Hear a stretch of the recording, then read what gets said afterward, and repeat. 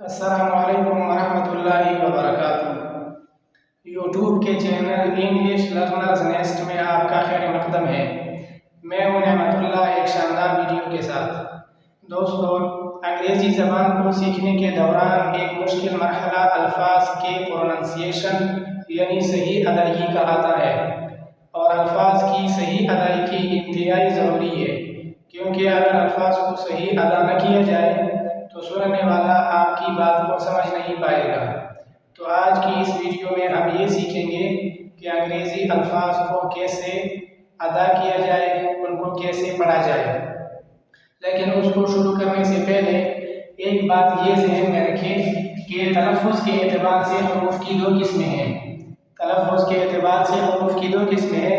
Number 1 consonant, consonant यानी हुरूफ़ सही। Number 2 vowel यानी हुरूफ़ इल्लत। फिर वावल्स हुरूफ़ 5 है। वावल्स हुरूफ़ 5 है, ए, ई, आई, ओ। इन 5 हुरूफ़ के अलावा बाकी जितने भी हुरूफ़ हैं उन तमाम हुरूफ़ को कंसोनेंट यानी हुरूफ़ सही कहा जाता है। और जो वावल्स हुरूफ़ हैं इनकी सही अदायगी इंतहाई ज़रूरी है, क्योंकि वावल्स हुरूफ़ अंग्रेज़ी में ये ज़बर ज़ेर पेश की तरह है।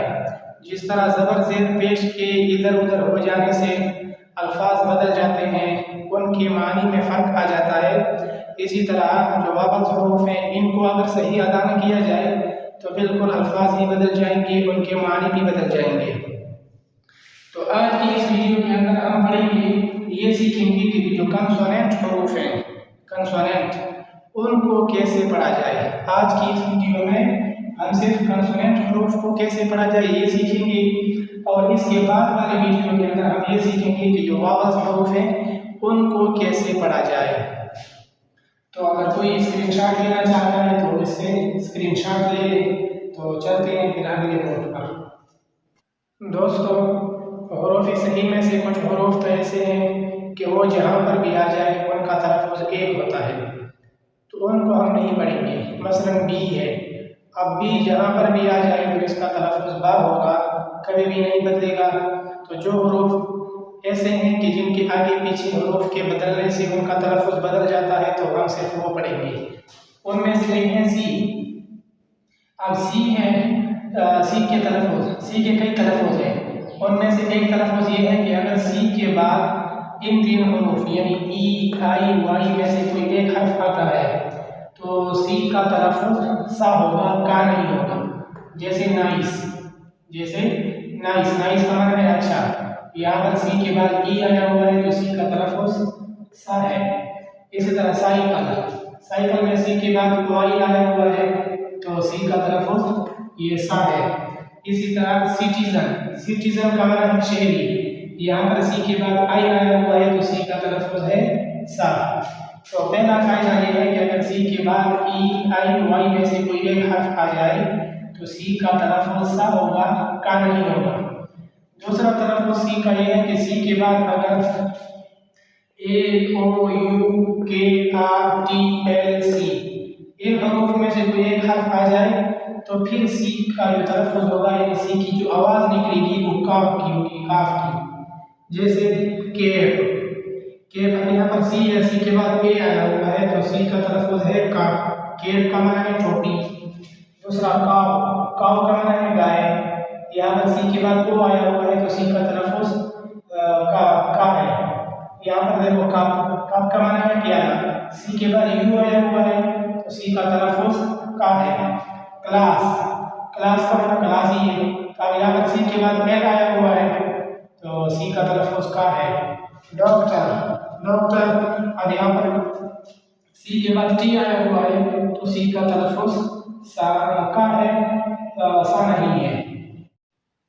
सी के बाद अगर आई ए या ई ए आ जाए तो सी की आवाज़ श होती है।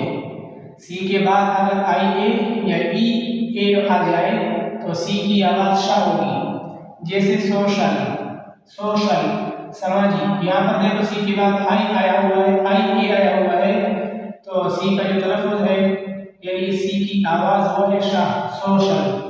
यहाँ पर है ओशन। ओशन यहाँ पर सी के बाद ई ए आया हुआ है, तो यहाँ पर सी का तलफ़ुज़ यानी सी की आवाज शा है। ओशन इसका माना है समंदर। और सी का चौथा तलफ़ुज़ है कि सी के बाद अगर एच आ जाए, एच हो, तो सी की आवाज कभी चा, कभी का और कभी शा होती है।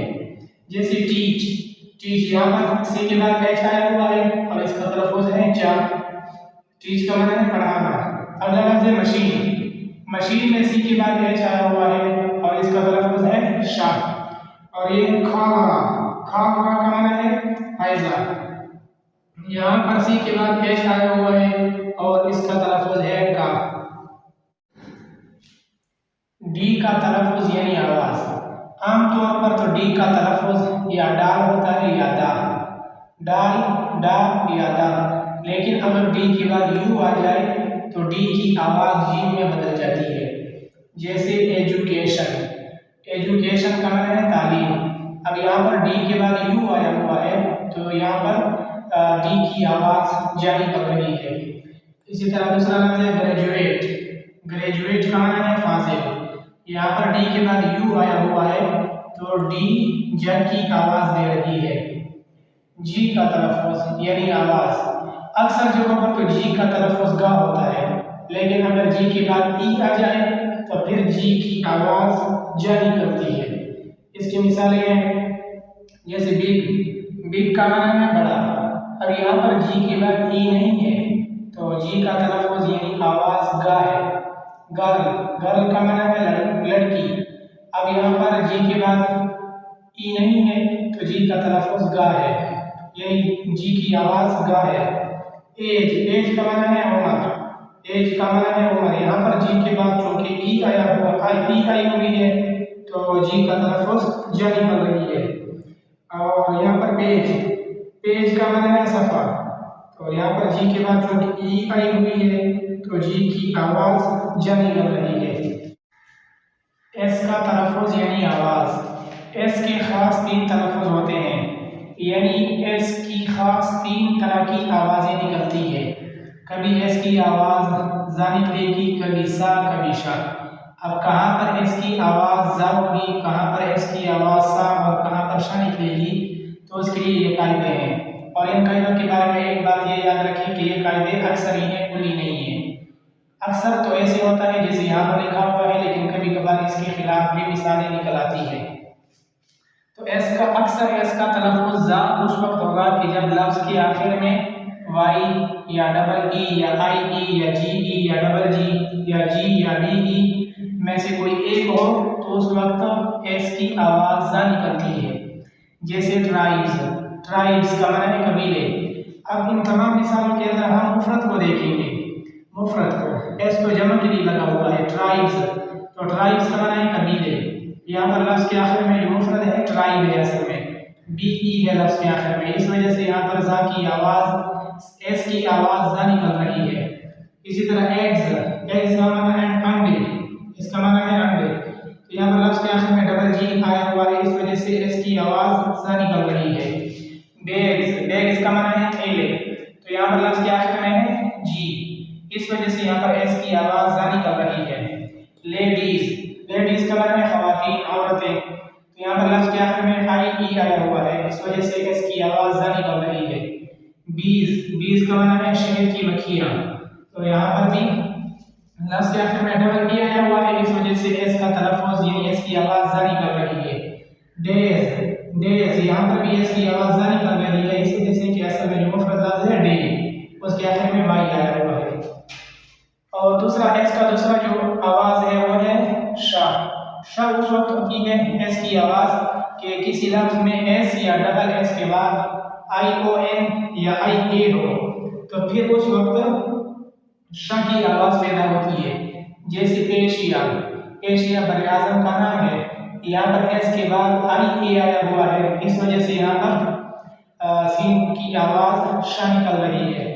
टेंशन, टेंशन का माना उलझन, परेशानी, तो यहाँ पर एस के बाद आई ओ एन आया हुआ है, इस वजह से एस की आवाज़ शा निकल रही है। एस की तीसरी आवाज़ है सा, एस की तीसरी आवाज़ है सा। और एस की तीसरी आवाज़, एस की आवाज़ सा उस वक्त होगी कि जब किसी लफ्ज़ के आखिर में GHT हो या TE हो या KE हो या PE हो या P हो या सिर्फ F हो और उसके बाद S हो, तो उस वक्त S की आवाज़ सा होती है। इसकी मिसाल है जैसे रूफ्स, रूफ्स, रूफ्स का माना है छतें। अब यहाँ पर लफ्ज़ के आखिर में क्या है, F है, उसके बाद आया हुआ है S, इस वजह से यहाँ पर S का तलफ़ुज़ है सा। होप्स, होप्स का माना है उम्मीदें। अब यहाँ पर लफ्ज़ के आखिर में आया हुआ है PE, उसके बाद S है, इस वजह से यहाँ पर सीन की आवाज़ सा है। काइट्स, काइट्स का माना है पतंगे, पतंगे। यहाँ पर लफ्ज़ के आखिर में आया हुआ है TE, इस वजह से S की आवाज़ सा निकल रही है। नाइट्स, नाइट्स का माना है रातें, नाइट्स। यहाँ पर लफ्ज़ के आखिर में आया हुआ है GHT, उसके बाद है S, इस वजह से यहाँ पर S की आवाज़ सा निकल रही है। आगे है टी का तलफ़ुज़ यानी आवाज़। अब टी की मुख्तलिफ हालतों में मुख्तलिफ आवाज़ें होती है। कभी टी की आवाज़ श भी होती है, कभी च भी होती है, इसके अलावा भी कुछ है, कभी द भी होती है, कभी था भी होती है, लेकिन मशहूर चूँकि यही है, श भी है और च। तो श कब होगी? टी की आवाज़ श उस वक्त होती है कि जब किसी लफ्ज़ में टी के बाद IA या IE या IO हो तो टी की आवाज़ श निकलती है। जैसे प्रोमोशन, प्रोमोशन का माना है तरक्की। अब यहाँ पर टी के बाद IO आया हुआ है, टी के बाद IO आया हुआ है, तो इसका माना है, तो यहाँ पर टी का तलफ़ुज़ है, टी की आवाज़ है श। पेशेंट, पेशेंट का माना है बीमार, यहाँ पर टी के बाद IE आया हुआ है, इस वजह से यहाँ पर टी की आवाज़ श निकल रही है। नेशन, नेशन का माना है कौम, तो यहाँ पर टी के बाद IO आया हुआ है, इस वजह से यहाँ पर टी की आवाज़ श निकल रही है। और टी का एक तलफ़ुज़ ये एक आवाज़ है च। अगर किसी लफ्ज़ में S के बाद TION हो या टी के बाद URE हो तो उस वक्त अक्सर टी की आवाज़ च निकलती है। जैसे फ्यूचर, फ्यूचर। अब यहाँ पर टी के बाद URE आया हुआ है, तो जब टी के बाद URE आ जाए तो उस वक्त टी का तलफ़ुज़ होता है, टी की आवाज़ होती है च। फ्यूचर का माना मुस्तक़बिल। इसी तरह है क्वेश्चन, क्वेश्चन। यहाँ पर S है, S के बाद आया हुआ है TION, इस वजह से यहाँ पर टी है, टी का तलफ़ुज़ है च। क्वेश्चन, क्वेश्चन का माना होता है सवाल। तो ये हो गई हुरूफ़ सही, कंसोनेंट जो हुरूफ थे ये उनके तलफ़ुज़ और उनकी आवाज़ें आज मुकम्मल हो गई हैं। तो आप इनकी ज़्यादा से ज़्यादा प्रैक्टिस करें, मश्क करें, और मेरा जो व्हाट्सएप नंबर है डिस्क्रिप्शन में होगा, आप जो है उसके ऊपर अपनी मश्क भी भेजें। और इनमें से अगर आपको कोई चीज़ समझ नहीं आई या अगर आपका कोई सवाल है तो आप पूछ सकते हैं। अगली वीडियो के अंदर इंशाअल्लाह जो वाबत हुरूफ हैं उनकी आवाज़ें और उनका तलफ़ुज़ पढ़ेंगे। अस्सलामु अलैकुम वरहमतुल्लाहि व बरकातुहू।